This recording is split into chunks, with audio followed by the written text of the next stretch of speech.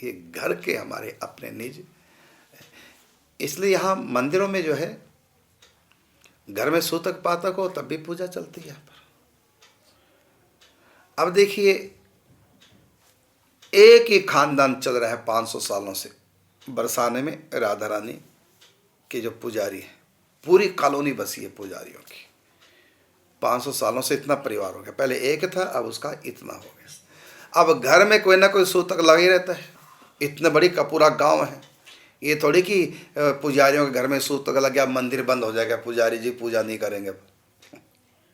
पूरी कॉलोनी है बरसाने की पुजारियों की। अब इसका मतलब ये थोड़ी कि पुजारियों घर में बच्चा हो गया तब मंदिर बंद, अब पुजारी पूजा ही नहीं करेंगे, ऐसा नहीं है।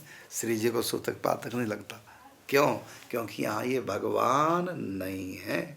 यहाँ तो संध्या आरती के समय, शयन आरती के समय जब आरती करके जब आते हैं वहाँ से ऊपर से ब्रजवासी, राधा रानी को आशीर्वाद दे के आते हैं।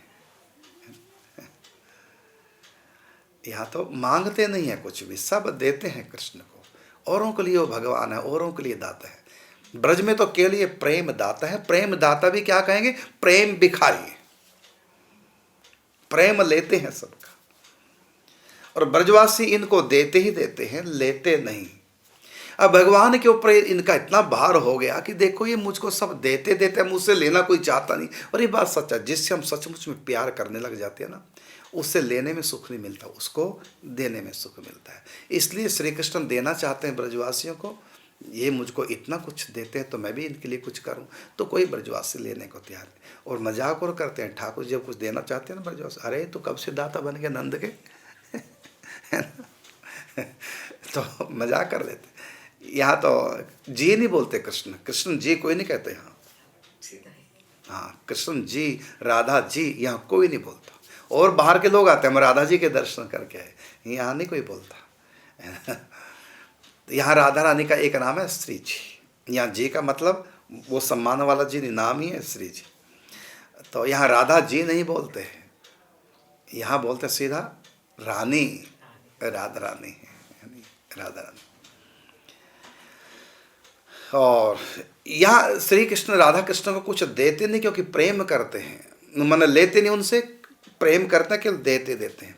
अब ठाकुर जी ने सोचा कि ये मुझको देते ही देते हैं तो मुझसे लेते नहीं, कैसे मैं इनको दूं? ये मुझको अपना केवल प्रीतम पुत्र मित्र आदि मानते हैं, प्रीतम आदि मानते हैं, भगवान करके नहीं मानते। यदि मैं भगवत्ता बताऊं और इनको कुछ दूं तो प्रेम ही समाप्त हो जाएगा, क्योंकि ज्ञान ऐश्वर्य से प्रेम की हत्या हो जाती है। तो भगवान ने फिर एक लीला खेली। वो क्या? अपनी स्थापना गिरिराज गोवर्धन में कर दी। आज के दिन यदि स्वयं कहें कि मैं भगवान हूं तो प्रेम समाप्त हो जाएगा, प्रेम श्रद्धा में कन्वर्ट हो जाएगा, वो प्यार जय जयकार और नमस्कार में परिणित हो जाएगा, और प्रेम की लीला समाप्त। इसलिए भगवान अपने आप को छिपा के रखते हैं। लेकिन ब्रजवासियों को देना चाहते हैं, वो मांगे और मैं दूं, तो कैसे? तो कह दिया ये गिरिराज साक्षात भगवान है, साक्षात नारायण हैं, इनकी परिक्रमा करो, इनको दूध चढ़ाओ। दूध चढ़ाने के लिए क्यों कहा? क्योंकि ब्रज में गाय गाय, जिधर देखो गाय ही गाय है। उस समय दूध सस्ता नहीं था, फ्री का था, इसलिए दूध चढ़ाओ। तो दूध चढ़ाओ इसके ऊपर, और इतना दूध चढ़ाओ, इतना दूध चढ़ाओ कि धारा बहने लग जाए, चढ़े दूध की धार। और कहीं कहते हैं दूध वेस्ट जा रहा है, वेस्ट नहीं जाता, भगवान को दिया हुआ कई गुना होकर के प्रकृति में जाता है। जैसे समुद्र सूर्य को जल देता है, वाष्पकण बन जाते हैं, फिर बरसते हैं।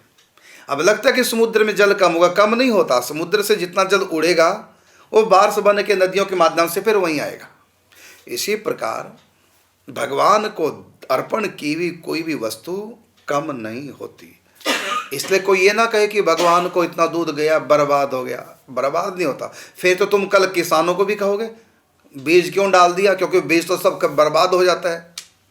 लेकिन बीज भले ही बर्बाद उस समय देखने में लगता है, बीज डाल दिया खेतों में सब खत्म हो गया, नहीं। समय पा करके वही कई गुना हो करके प्रकृति धरती माता लौटाती है। धरती में डाला गया बीज कई गुना हो करके आता है। ऐसे आप किसी को सम्मान करो तो कई गुना होकर आता है। ऐसे आप किसी को गाली दो तो कई गालियां बन के आती हैं। ऐसे किसी को थप्पड़ मारो तो कई थप्पड़ बनकर वापस आते हैं। एक एक नियम है, प्रकृति को किसी को भी दी हुई वस्तु कई गुना होकर के वापस आती है। और परमात्मा को जब हम देंगे, जैसे पृथ्वी को दिया तो कई गुना होकर के वापस आए। इसी प्रकार परमात्मा को जो चीज़ अर्पण की जाती है, मूर्खों को लगता है, अज्ञानियों को लगता है, नास्तिकों को लगता है, अश्रद्धालुओं को लगता है कि भगवान को दिया गया, बेस्ट गया, देखो पानी में बह गए। बहता नहीं, कई गुना होकर के वापस भगवान इसी प्रकृति में लौटा देते हैं। तो भगवान ने कहा कि दूध की दाल चढ़ाओ, परिक्रमा करो गिरिराज गोवर्धन की, और जो तुम चाहो सो मांगो, गिरिराज तुमको सब देंगे। ये हमारे ब्रज के इष्ट देव साक्षात भगवान नारायण गिरिराज गोवर्धन के रूप में। और जब 56 भोग लगाया गिरिराज गोवर्धन को, अन्नकूट का भोग लगाया जब ब्रजवासियों ने गिरिराज जी को, स्वयं भगवान श्री कृष्ण अपना एक रूप और गिरिराज जी की कंदरा से प्रकट करके और भिक्षा माने भोजन, जो भी अन्नकूट भोग लगाया, सबको भगवान ग्रहण करने लगे। आप ही पुजारी बने, प्रथम पुजारी, और आप ही आराध्य देव बने हैं।